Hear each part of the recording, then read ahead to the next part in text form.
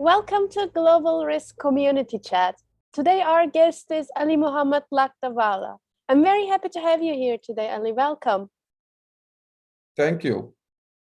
Pleasure to have you. Yeah, likewise. So before we get into the topic, can you briefly introduce yourself to our audience? Yeah, hi. So myself, Alimuhammad Lakdawala, I work with ITC Ltd, which is a premium FMCG company in India, overlooking the procurement. So I started my journey in my professional career from research analyst, then to the trading side. Now I'm overlooking the procurement side.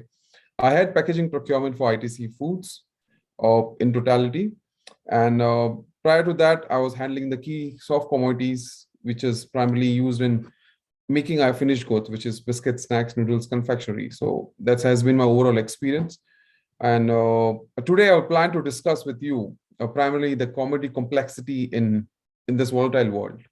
Yes, sounds quite interesting. Then let's hop in right into it. And well, the stage is yours. So can you start with sharing some key things about this topic? Completely.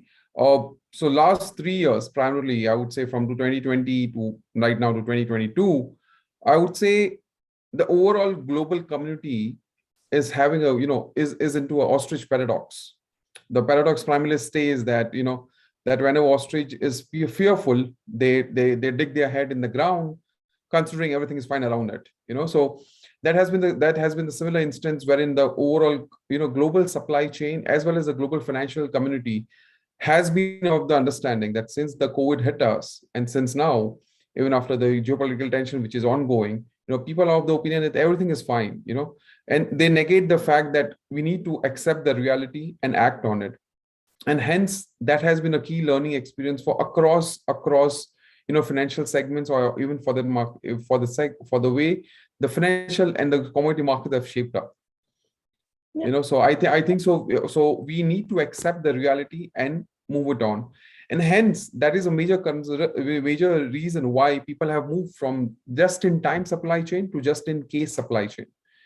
So yes, there has been a slow moving experience, but yeah, people have accepted and embraced the whole thing. Yeah.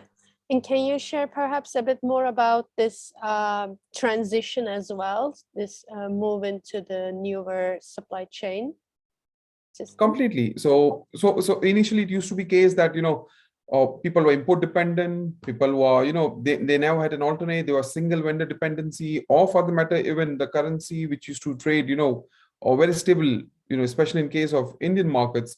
I would say the markets have been very volatile. People have get used to of the overall supply chain.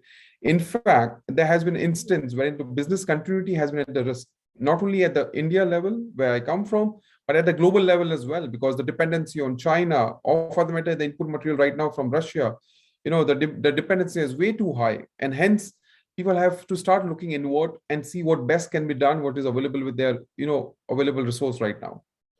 So yes, that has been something, a key learning, that never to have, the single dependency on anyone, whether it's a supply chain requirement or for the matter, even a financial risk, which is involved, because you never know, because initially there was a VUCA world, which was volatile, uncertain, complex, and ambiguity. But now we live in a very brittle and unlinear, there's no non-linearity world, so that is something which people have transited to. And I think so that is something which we as the risk community has also accepted that, okay, there is known and they are unknown, right?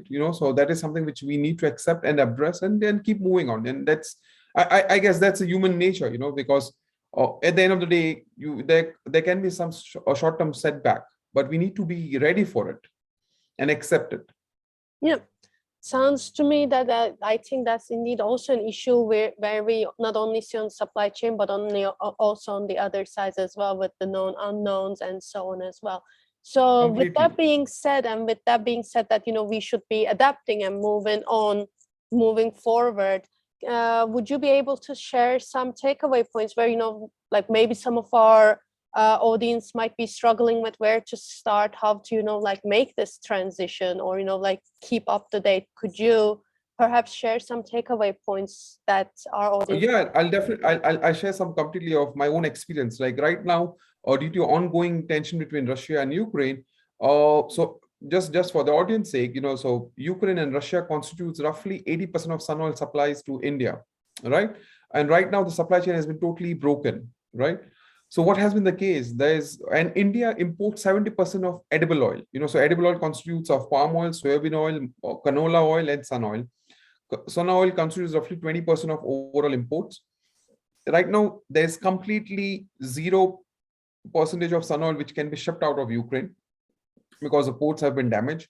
Similarly, for Russia, the transactions have stopped because the SWIFT code is out of picture, and hence there is no financial transactions can be carried out with Russian. Argentina has very limited sun oil. Europeans have a very limited sun oil. At the same time, many countries have stopped exports of sun oil. When primarily, just to take it in case of Turkey, which is European hub, but they can't export a sun oil. So in that case, the best option is to adapt the new, what is available right now. So at the end of the day, whether there's a sun, soya, palm, which is the edible oils which people consume, there's always a switchover which happens. So that's how the Indian consumers have adapted to it. But yeah, it's not an easy switchover, but it's in a transitory phase. At the same time, just like to share, when the supply chain got impacted during the COVID times, we have a facility across India in the production of biscuits, snacks, noodles, and other various goods which we produce in ITC. The human touch does matter, so wherein, to just keep the supply chain going, we have to day in, day out, get involved with the, various stakeholders in the system and get the things rolling, So I think so, even though we move toward digitization, but the human touch will still, prevail, and it will only keep the things going. Yeah. Yeah. But yeah, as a human, we should be ready to adapt and accept the reality of life. Yeah, sounds good. Also, it sounds like then we need to do a good alignment between human touch and also the digitalization, and kind of having those. The digitalization will only supplement the digitalization would only supplement the human touch which is involved in the whole process. Yeah, sounds good. And with that being said, then I would like to ask one last question, and that is how it is for you to be part of risk community in general. Oh yeah, it is indeed, and I think so this COVID has actually amplified the importance of the risk community. So people used to think, okay, it's ongoing, there is no risk, we are allowed, ongoing basis, the work is happening. But the importance is only felt when the risk community, brings to the surface. I still remember, 2019, World Economic Forum released a report on the risk for 2020.